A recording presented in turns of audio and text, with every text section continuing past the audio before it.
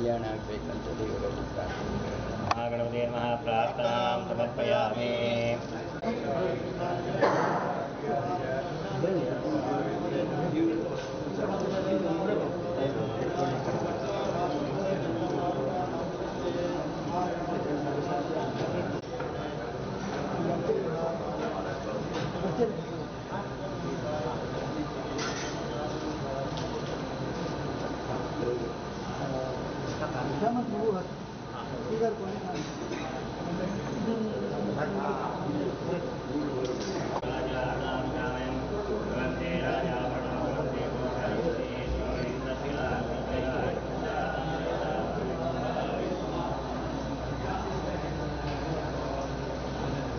ಜೊತೆ ಗೀತಾನಂದ ಫೌಂಡೇಶನ್ನ ಅಧ್ಯಕ್ಷರಾದಂತಹ ಶ್ರೀಯುತ ಆನಂದ್ ಸಿ ಕುಂದರ್ ಅವರಿದ್ದಾರೆ.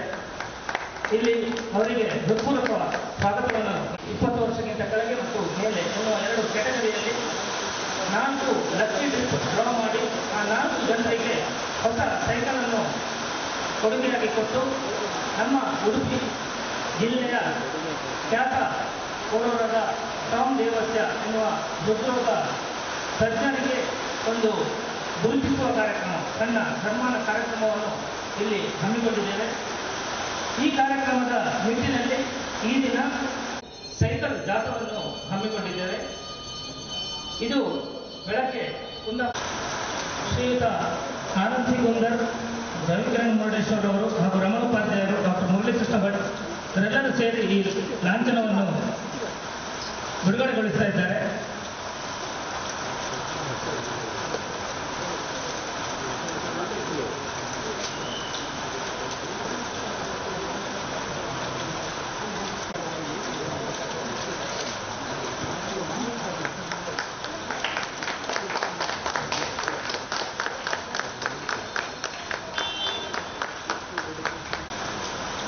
ಈಗ ಈ ಟಿ ಶರ್ಟ್ ಅನ್ನು ಅನಾವರಣಗೊಳಿಸಬೇಕು ಅಂತ ಕಳಕಳಿಯಿಂದ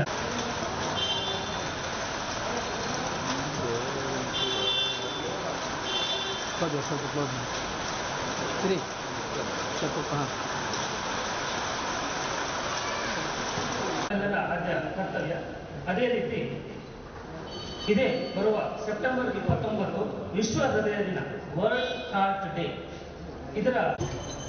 ಇವರೆಲ್ಲರ ಸಹಯೋಗದೊಂದಿಗೆ ಜಂಟಿ ಆಶ್ರಯದಲ್ಲಿ ಇರಿಸಬೇಕು ಅಂತ ಹೇಳುವ ನಿಟ್ಟಿನಲ್ಲಿ Kundapura Ayurveda medical college awareness ಡ್ಯಾರ್ ಟು ಕ್ಯಾಪ್ ಹಿಟ್ ಹೇ ಟು ಹಿಟ್ ಹೇ ನಮ್ಮ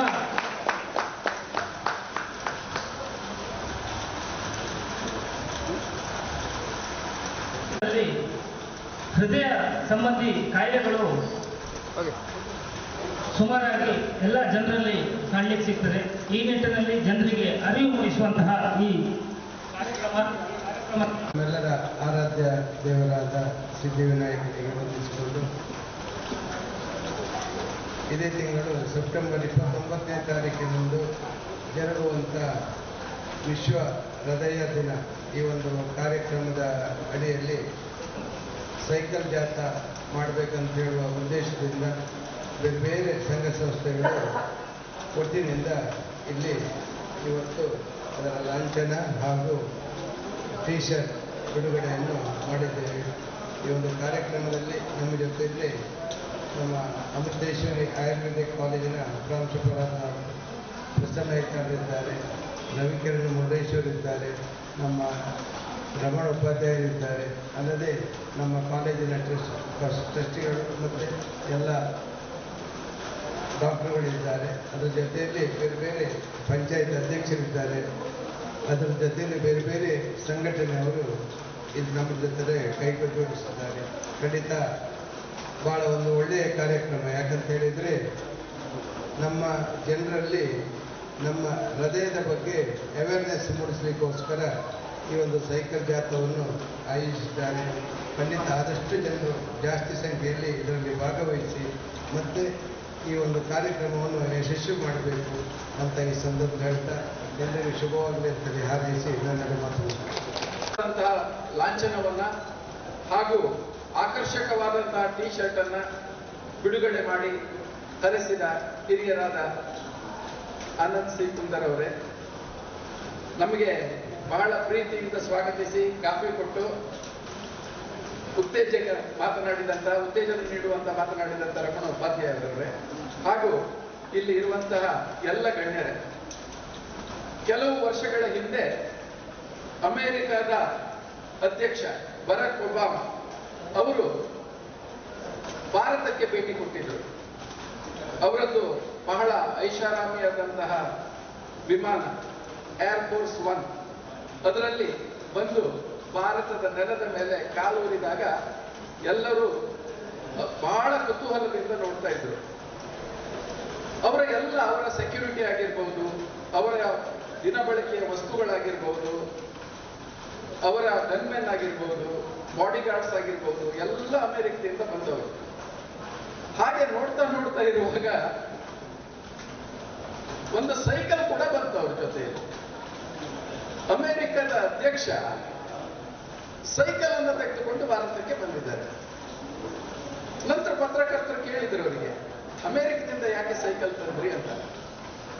ಇಡೀ ಜಗತ್ತಿನ ಜವಾಬ್ದಾರಿ ಹೊಂದಿರುವಂತ ವ್ಯಕ್ತಿ ಅವ್ರು ಹೇಳ್ತಾರೆ, ನನಗೆ ಬೆಳಿಗ್ಗೆ ಅರ್ಧ ಗಂಟೆ ಸೈಕ್ಲಿಂಗ್ ಮಾಡಲೇಬೇಕು, ಎಷ್ಟೇ ಕೆಲಸ ಇರಲಿ ಸೈಕ್ಲಿಂಗ್ ಮಾಡಿಕೊಂಡೇ ನನ್ನ ದಿನಚರಿ ಪ್ರಾರಂಭ ಮಾಡೋದು ಅನ್ನೋ ಉತ್ತರವನ್ನ ಕೊಡ್ತಾರೆ.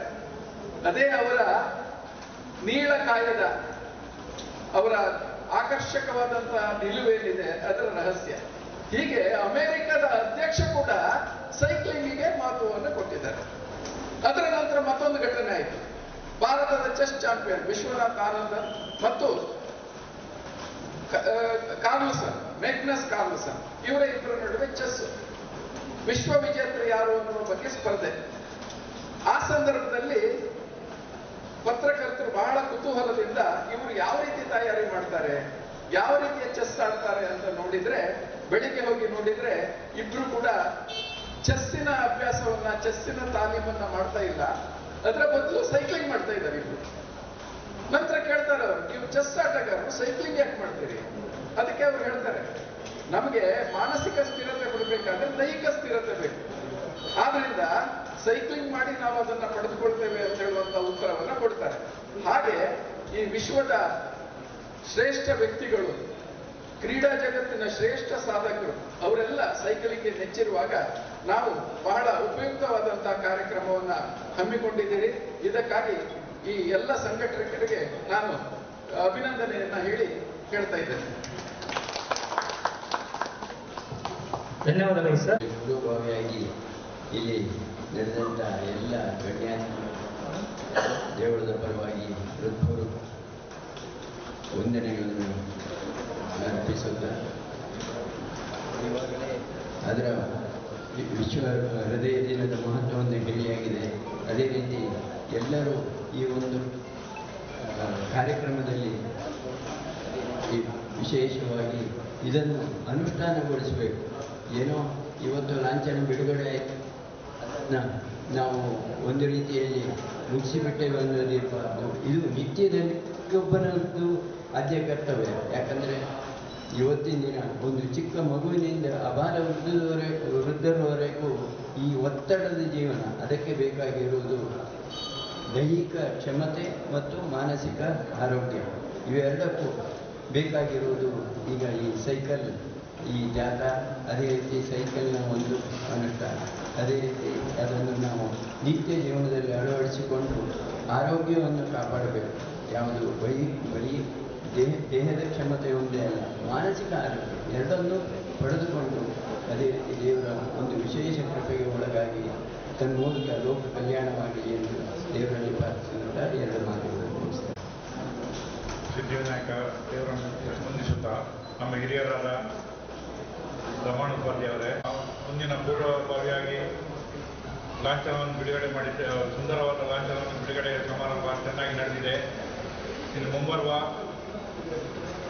ಸೆಪ್ಟೆಂಬರ್ 29 ತಾರೀಕಿಗೆ ವಿಶ್ವ ಹೃದಯ ದಿನಾಚರಣೆಯನ್ನು ನಾವು ಸೈಕ್ಲಿಂಗ್ ಮುಖಾಂತರ